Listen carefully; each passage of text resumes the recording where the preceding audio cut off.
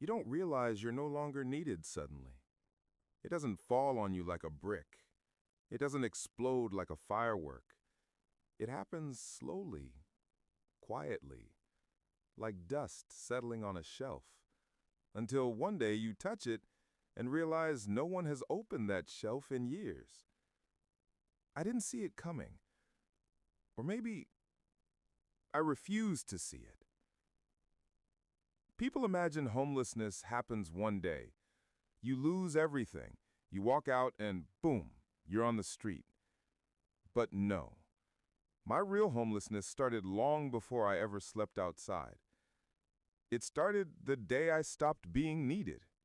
I felt it long before anyone said it out loud. Long before the doors closed. Long before my life broke apart. It's a strange feeling, knowing you are fading from the world you built. At first, you pretend it's temporary. You tell yourself, it's just stress. It's just a phase. They still care. They still need me. But deep down, you feel the silence growing around you. I remember watching my wife and my little boy laughing in the kitchen. They were so alive, so connected.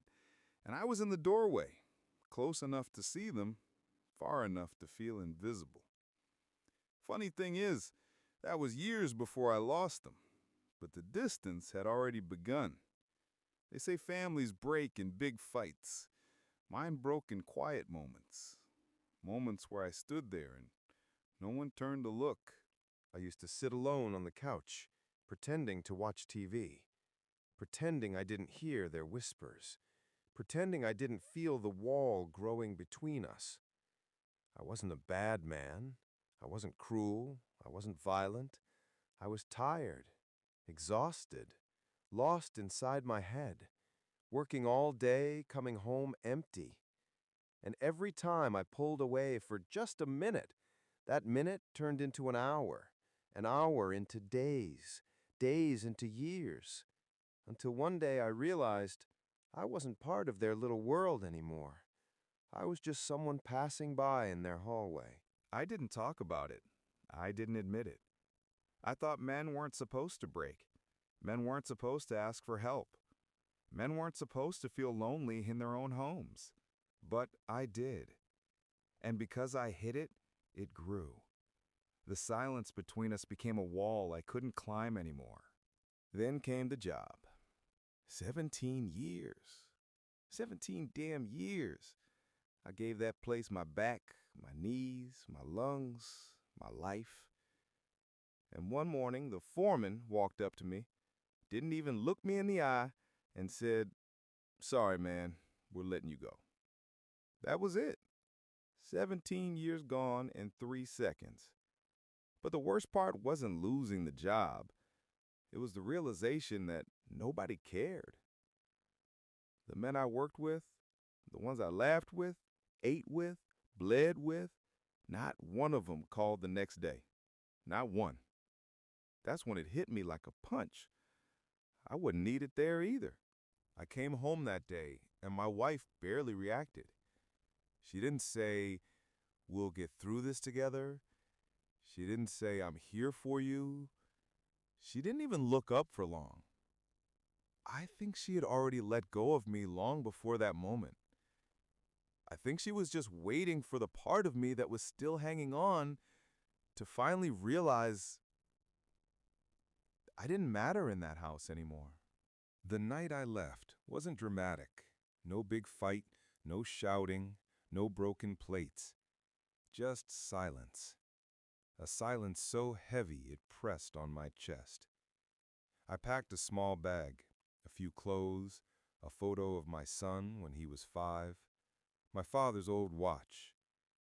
I kept waiting for someone to stop me, to say, "Don't go," to say, "We still need you." But no one came. No one said a word. It was the first time I walked out of a home, realizing it wasn't mine anymore. But the moment that truly broke me was my son. He looked at me with eyes that didn't shine the way they used to. Not angry, not sad, not confused, just indifferent. That look swallowed me whole. Because when your own child no longer needs you, you start questioning why you're even here.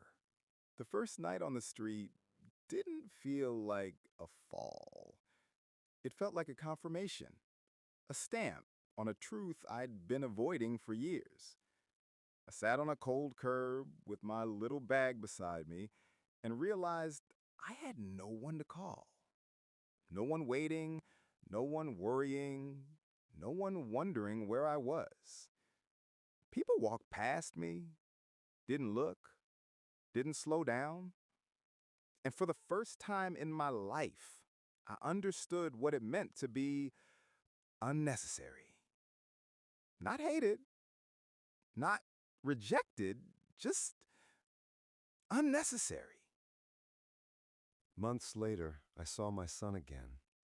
Not on purpose, just fate playing a cruel trick.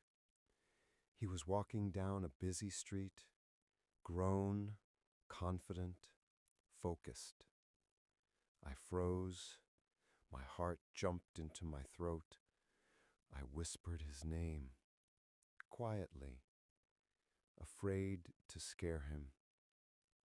But he didn't hear me, didn't see me, didn't even recognize me when he walked right past. And at that moment, a piece of me died so quietly that I didn't even feel the pain until days later.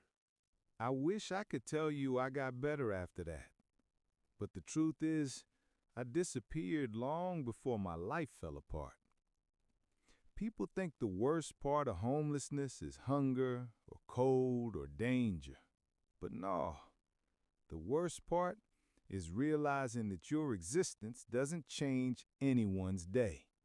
Not a single person. If I vanished tonight, the world would move on exactly the same. That's the kind of loneliness you can't explain without breaking inside. But here's the thing.